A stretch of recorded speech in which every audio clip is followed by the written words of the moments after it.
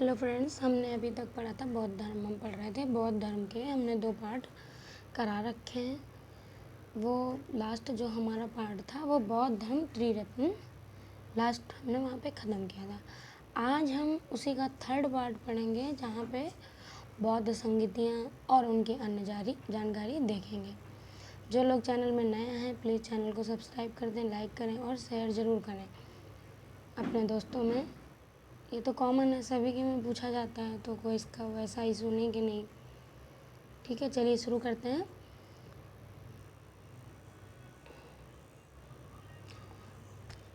बौद्ध संगीतियाँ कब हुई, किस वर्ष हुई, किस क्रम से हुई, स्थान, अध्यक्ष, शासक, अभी हम सब जानेंगे और कभी नहीं भूलेंगे ताकि हमारे पेपर में हमारे आंसर सही हो सके। ठीक है, चलिए स्टार्ट करते हैं। ये क्रम है हमारे, ये वर्ष है, ये स्थान है, ये अध्यक्ष है, ये शासक। ठीक है, ऐसे लाइन वाइज लाइन आपका दिया। प्रथम बौद्ध संगीति 483 ईसा पूर्व में कहाँ हुई थी? राजगृह में हुई थी। और अध्यक्ष कौन था? महाकाश्यप या महाकाश्यप। ठीक है, शासक कौन था उस समय? अजातशत्रु था आपका। द्वितीय बौद्ध संगीति आपकी कहाँ हुई थी? द्वितीय बौद्ध संगीति किस वर्ष में हुई थी? 383 ईसा पूर्व हुई थी। कब हुई थी? 383 ईसा पूर्व हुई थी और वैशाली में हुई थी। कहाँ पे हुई थी? वैशाली में।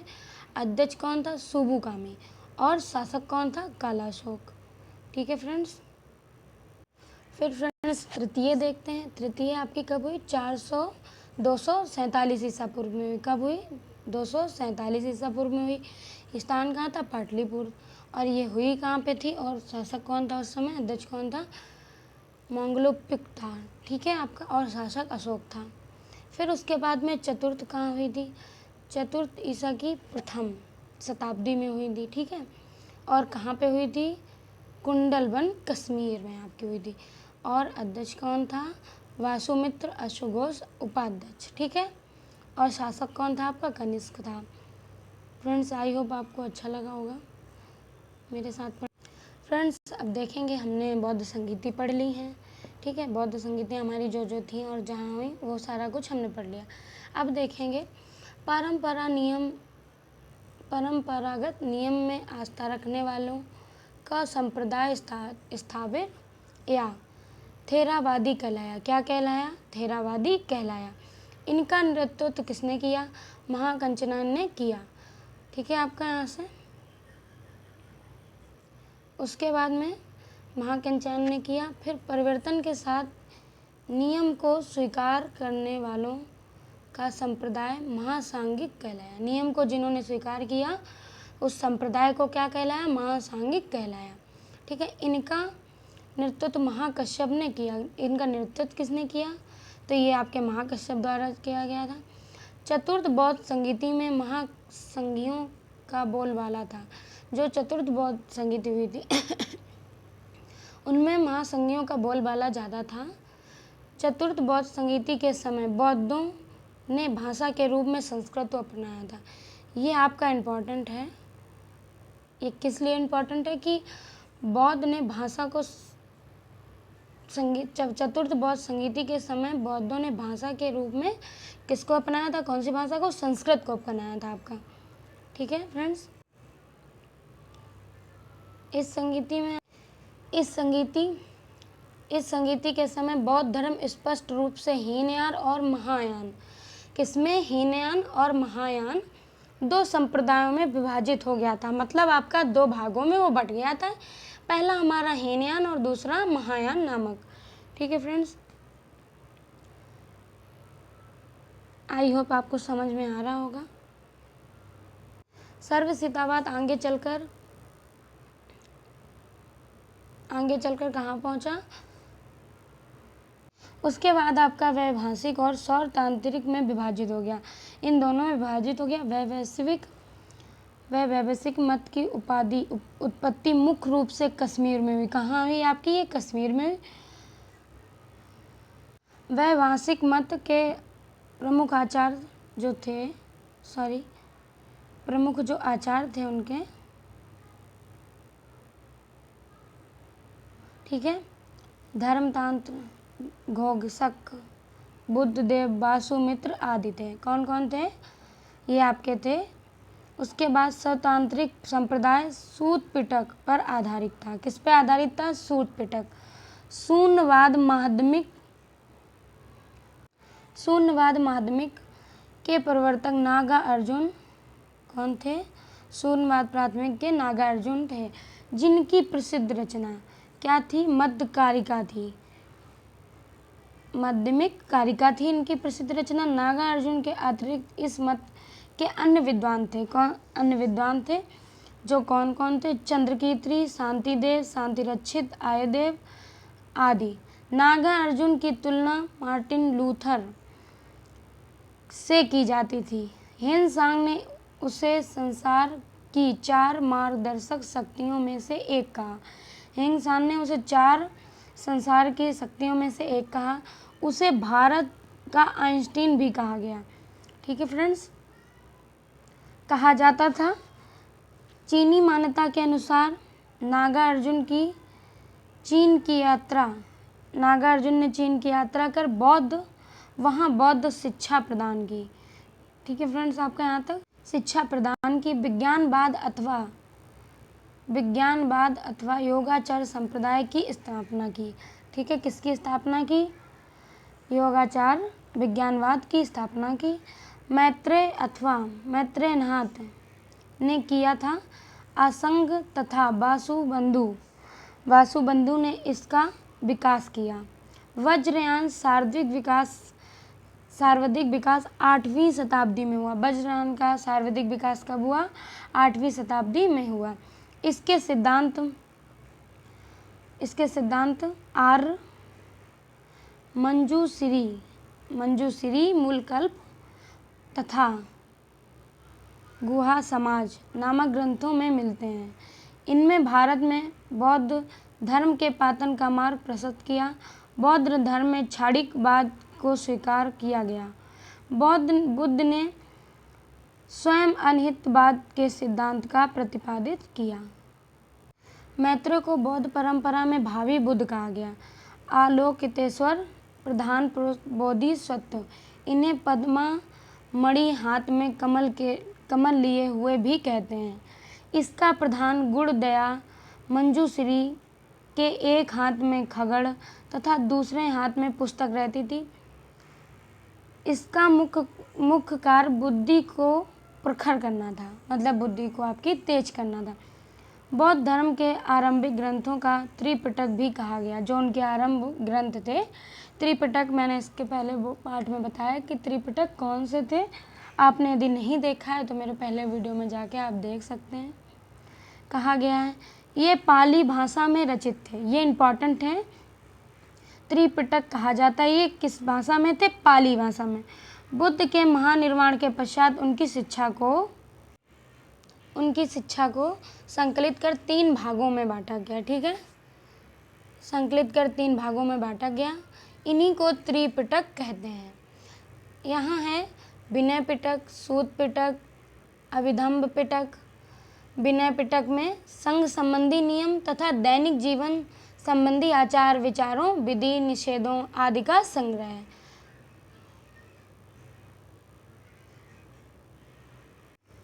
फिर फ्रेंड हमारा है सूत पिटक में महात्मा बुद्ध के उपदेशों का संग्रह है। किसका संग्रह है? सूत पिटक में महात्मा बुद्ध के उपदेशों का संग्रह है। अभिधम्म पिटक में बौद्ध धर्म के दार्शनिक सिद्धांतों का संग्रह मिलता है। अभिधम्म पिटक में हमें क्या मिलता है? बौद्ध धर्म के दार्शनिक सिद्धांतों का संग्रह मिलता है। 8 कथाएं त्रिपिटक के भाष्य के रूप में लिखी गई हैं। कितनी कथाएं लिखी गई हैं आपकी? 8। ठीक है फ्रेंड्स, सूत पिटक की 8 कथाओं का महाअठक तथा विनय पिटक की 8 कथा कुरुंदी है। ठीक है फ्रेंड्स, अभिधम्म पिटक की 8 कथा मूल रूप से सिंहली भाषा में महापचारी हैं, पाली भाषा में।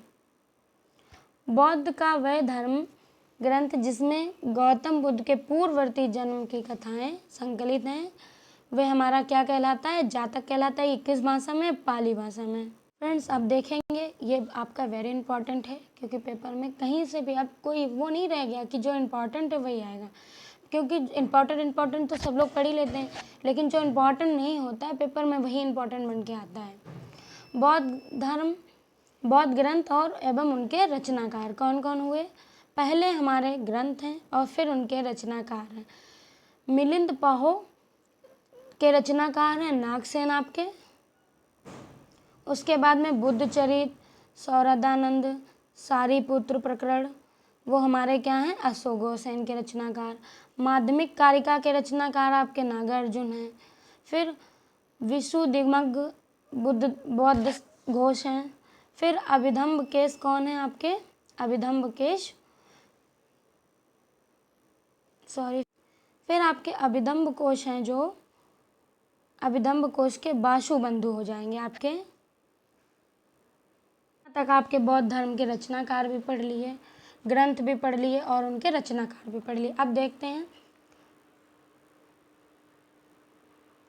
बुद्ध की भूमि स्पर्श मुद्रा। बुद्ध की भूमि स्पर्श मुद्रा से तात्पर्य आपने तप की शुचिता और निरंतरता को बनाए रखने से है। भूमि स्पर्श मुद्रा की सारनाथ की बुद्ध मूर्ति गुप्त काल से संबंधित है। कहाँ से संबंधित है? सारनाथ की गुप्त काल, सारनाथ की बुद्ध मूर्ति गुप्त काल से संबंधित है।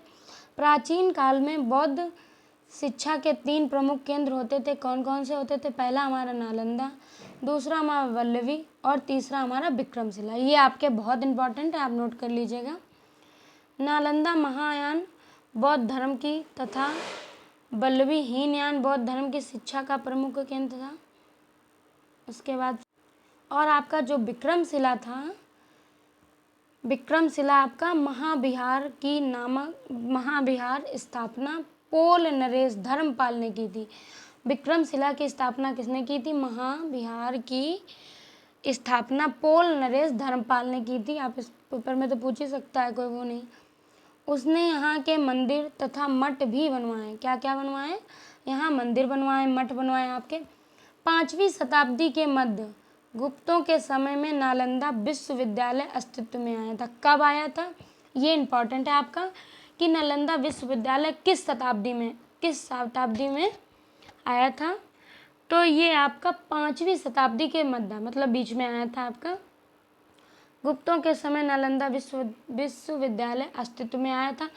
सर्वप्रथम कुमार गुप्त प्रथम ने नालंदा बौद्ध विहार को दान दिया। सर्वप्रथम किसने दान दिया? तो कुमार गुप्त ने दान दिया था।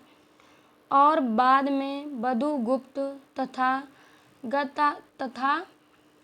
गत गुप्त तथा बालादित्य नामक गुप्त शासकों ने, एक मिनट फ्रेंड्स, फिर बाद में बालादित्य नामक गुप्त शासकों ने भी इस विहार को दान दिया। नव नालंदा क्या हुआ? नव नालंदा महाविहार बौद्ध अध्ययन का आधुनिक केंद्र है। ठीक है, क्या है? नव नालंदा महाविहार बौद्ध अध्ययन का आधुनिक केंद्र है, जिसे बिहार सरकार ने वर्ष 1951 में नालंदा में स्थापित किया। बिहार सरकार ने कब स्थापित किया? वर्ष 1951 में नालंदा में आपका स्थापित कर दिया।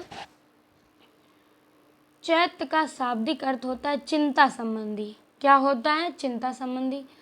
सावदाह के पश्चात बचे हुए अवशेषों की भूमि में गाड़कर उनके ऊपर जो समाधियां बनाई गई, उन्हीं को प्रारंभ में चैत्य या स्तूप कहा गया। ठीक है फ्रेंड्स, इसको नोट कर लीजिएगा, पेपर में पूछा जा सकता है, ऐसा कोई वो नहीं कि नहीं पूछा जाएगा। इन समाधियों में आपकी चैत्य स्तूप कहा गया। इन समाधियों में महापुरुषों के धातु अवशेष सुरक्षित थे। इन समाधियों में आपके कौन कौन सी चीज़ें सुरक्षित थी? अवशेष, धातु, अर्थात चैत्य उपासना के केंद्र बन गए। चैत्य ग्रहों के समीप ही भिक्षुओं के रहने के लिए आवास बनाए गए। उन्हें बिहार कहा गया। सर्वप्रथम स्तूप शब्द का वर्णन ऋग्वेद में प्राप्त होता है। आपका सर्वप्रथम स्तूप का वर्णन कहाँ आपको मिलता है? ये ऋग्वेद में मिलता है। इसके अतिरिक्त अथर्ववेद, वाजसनेयी संहिता, इनमें सब में आपको मिलेगा। पंचविंश, ब्राह्मण आदि ग्रंथों से स्तूप के संबंध में जानकारी आपको मिलती है। स्तूप का शाब्दिक अर्थ होता है, एक मिनट,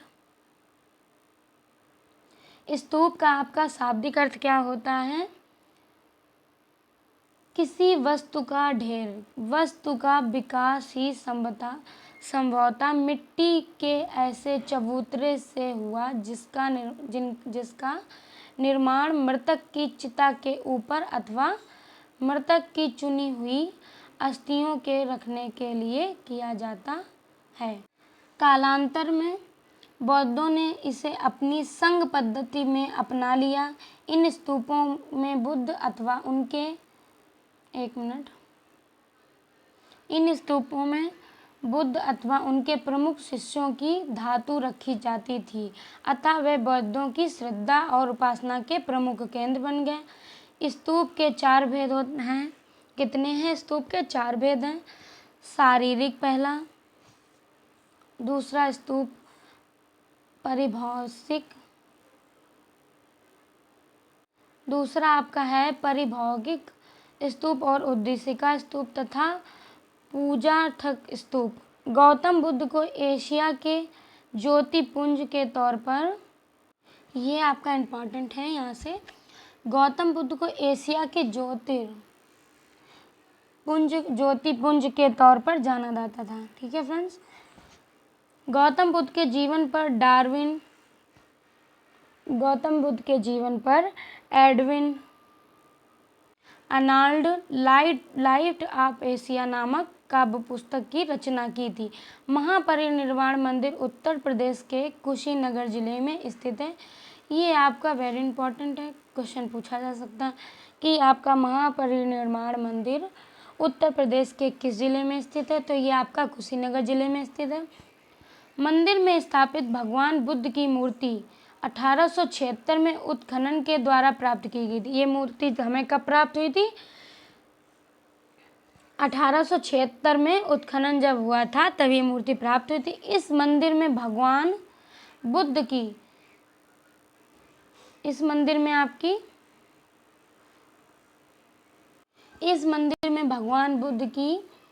6.10 मीटर ऊंची मूर्ति लेटी हुई मुद्रा में रखी है। ये आपके लिए वेरी इंपॉर्टेंट है, इसको चाहे आप नोट कर लीजिएगा, इसलिए मैंने इसको कवर कर दिया है। यह मूर्ति उस काल को दर्शाती है जब 80 वर्ष की आयु में भगवान बुद्ध ने अपने पार्थिव शरीर को छोड़ दिया था। ये मूर्ति किस अवस्था को दर्शाती है? जब 80 वर्ष की आयु में भगवान बुद्ध ने अपना शरीर छोड़ दिया था या और मृत्यु के बंधन से मुक्त हो गए थे, अर्थात निर्वाण प्राप्ति हो गई थी।